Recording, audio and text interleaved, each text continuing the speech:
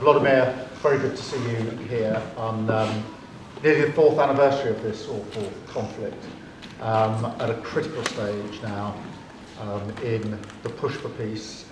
But we will talk this afternoon about the plan in some detail, but the principles remain the principles that we've operated on for a very, very long time, which is that we stand with Ukraine, and if there's to be a ceasefire, it needs to be a just and lasting ceasefire.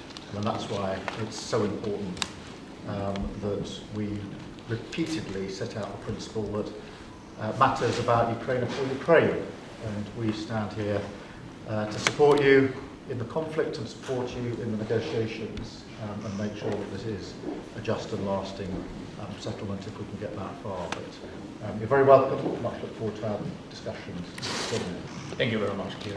Thank you for organizing this meeting. Thank you, friends, Emmanuel, Friedrich, for our joint meeting. I think that is very important now to organize such meetings, to meet and discuss very sensitive issues regarding to peace talks, what we had in the United States and between us, and our team came back, and I think that they will brief us, all of us, after talks with the American team and after talks of Americans with Russians. I think there are a lot of what we have to discuss, to speak about.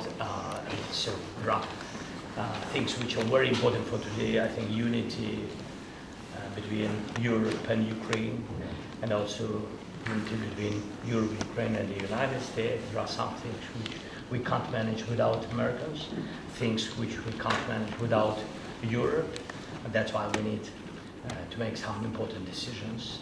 So thank you very much for this deal. Thank you. Emmanuel. Thank you, Keir. Thank you for organizing this discussion, and thank you, Vladimir, to be with us together with Friedrich. I think we all support Ukraine, and we all support peace and peace negotiations to have a sustainable, a robust peace.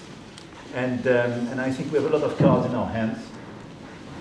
The financing and the furniture of equipment and training programs to Ukraine, the fact that Ukraine is resisting in this war, and the fact that the Russian economy is starting to suffer, especially after our latest sanctions and the US sanctions. And now I think the main issue is the convergence between our common positions, Europeans and Ukrainians, and the US to finalize these peace negotiations and re-engage a new phase in the best possible conditions for Ukraine, for the Europeans, and for our collective security. Thank you. Thank you, Prime Minister Keir Starmer, for having us here in 10 Downing Street in London today.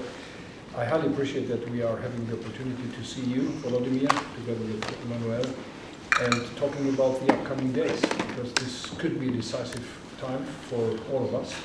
So we are trying to continue our support for Ukraine, as you know. On the other hand, we are seeing these talks and negotiations in Moscow and the US. I'm looking forward to hear from you what the outcome of these talks might be. And we are still and remain strongly behind Ukraine and giving support to your country, because we all know that this, the destiny of this country is the destiny of Europe. Yeah. So that's the reason why we are here, trying to figure out what we can do. And nobody should doubt on our support for Ukraine. And this is what we are firmly standing behind, and the outcome is open. I'm skeptical about some of the details which we are seeing in the documents coming from the US side, but we have to talk about that. That's why we are here. Thank you for your invitation. Thank you all. Thank you very much.